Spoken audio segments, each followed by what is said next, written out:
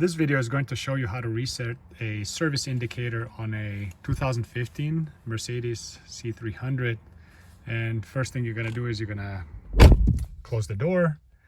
And then what you'll do is you'll put the key into the ignition, rotate it to the position number 1. If you have a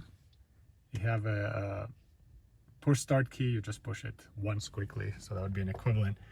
And then what you'll do is you will adjust using those two buttons so you get to the screen that shows your mileage.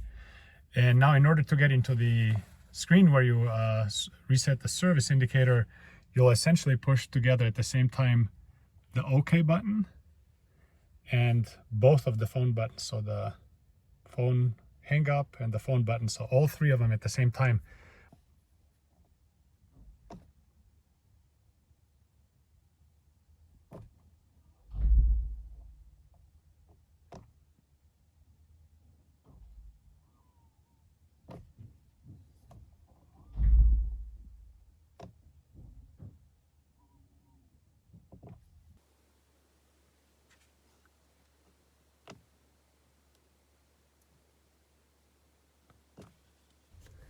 All right, so I had to try it a few times, but once you do it correctly, you get to this menu.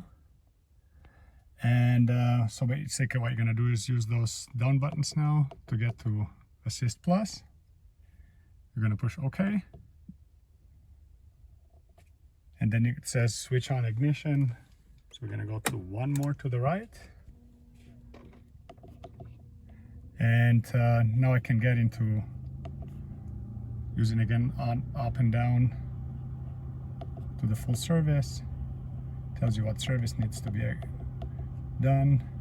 You scroll down using those buttons, push OK to confirm the service. Service is performed, yes, no. You go to yes, using again up and down and push OK. And go one more time down, push OK to confirm. And that resets the service indicator. Hopefully this video was helpful, and thank you for watching.